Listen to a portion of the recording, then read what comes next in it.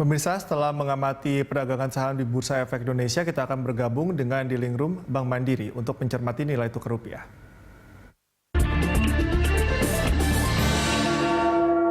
Untuk mengetahui pergerakan rupiah dan prospeknya pekan depan, kita telah terhubung dengan Head of Macro Research Bank Mandiri, Dian Ayu Justina. Selamat pagi, Mbak Dian.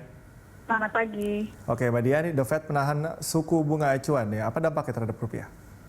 Ya betul, Fed menahan suku bunga itu harusnya dampaknya positif ya. Oke. Jadi kita lihat memang pergerakan rupiah di 2 hari belakangan ini menguat.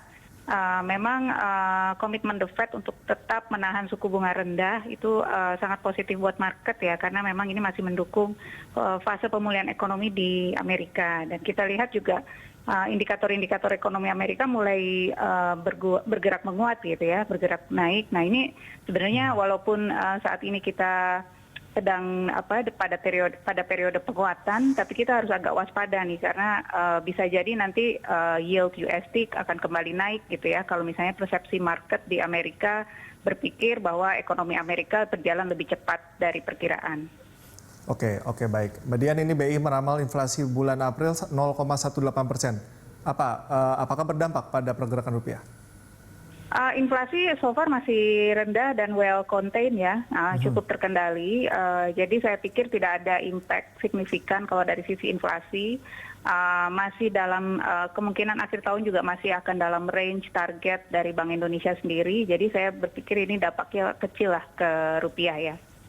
Oke, Mbak Dian, nilai tukar rupiah pekan ini cenderung menguat dan menjauhi level 15.000 ya. Analisa Anda? Untuk dalam jangka beberapa minggu ke depan mungkin ya, itu kemungkinan tren penguatan masih akan ada ya.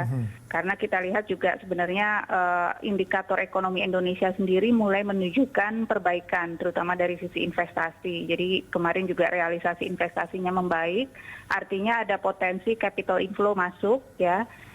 Kita juga udah lihat beberapa hari terakhir inflow masuk ke bonds, jadi ini tentunya akan positif pada rupiah.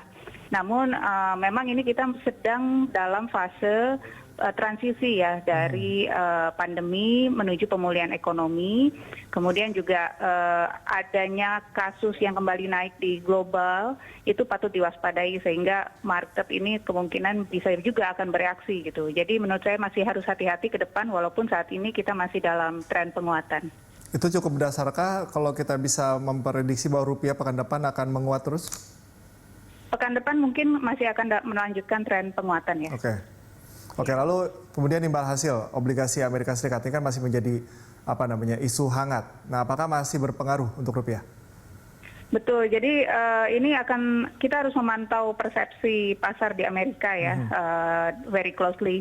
Jadi memang kalau kita lihat pergerakan belakangan terakhir itu likuiditas yang cukup melimpah itu seperti menahan kenaikan USD yield obligasi. Nah, so far sih dampaknya masih terkendali ya pergerakan USD yield. Namun kita tahu kalau kejadian yang beberapa lalu ketika inflasi shooting up, kemudian pasar tenaga kerja juga terus menunjukkan perbaikan, misalnya itu bisa membalik keadaan yield USD kembali naik. Tapi so far sih kalau fundamentally harusnya dengan likuiditas global yang cukup besar, dampaknya terhadap nilai tukar rupiah pun nggak akan besar sih menurut saya ya. Oke, kalau untuk kenaikan imbal hasil obligasi AS ini berpengaruh terhadap obligasi dalam negeri atau tidak? Akan berpengaruh secara sejarah ya, secara historical. Imbal hasil USD yield itu biasanya akan berpengaruh pada imbal hasil obligasi dalam negeri. Namun kalau misalnya kita bisa mempertahankan fase pemulihan ekonomi di domestik ya dengan indikator-indikator ekonomi yang terus membaik, kemudian bisa memaintain persepsi asing terhadap Indonesia dari segi pengendalian COVID-19 cases maupun maintaining fase pemulihan ekonomi, harusnya imbal hasil Indonesia bisa tetap menarik buat investor asing dan bisa mendukung penguatan rupiah. Yang lebih berpengaruh itu bagaimana maintainingnya, pengendalian penyebarannya ataukah recovery perekonomiannya, Mbak Dian? Sebenarnya harusnya dua-duanya ya. Cuma memang fokus saat ini di COVID-19 casesnya. Karena kita lihat secara global kan banyak second wave ya. Apalagi yang terjadi di India. Nah itu sangat kita hindari lah sampai terjadi seperti itu. Jadi fokus pada penanganan COVID sih harus. Oke, Mbak Dian, ini Bank Indonesia menurunkan proyeksi pertumbuhan ekonomi Indonesia tahun ini, sedangkan ADB memprediksi di level 4,5%. Pendapat Anda seperti apa, Mbak Dian? Ya, memang banyak yang menurunkan proyeksi ya. Sebenarnya kalau dari kami, angka proyeksi kami itu sejak akhir tahun lalu memang ada di kisaran 4,4% year on year ya tahun ini.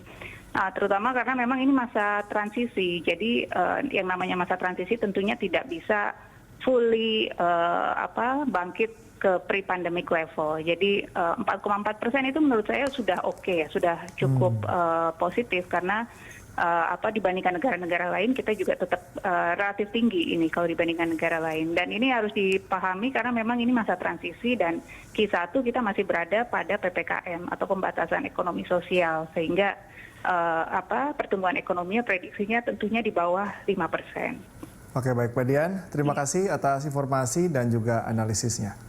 Baik, sama-sama, terima kasih. Baik.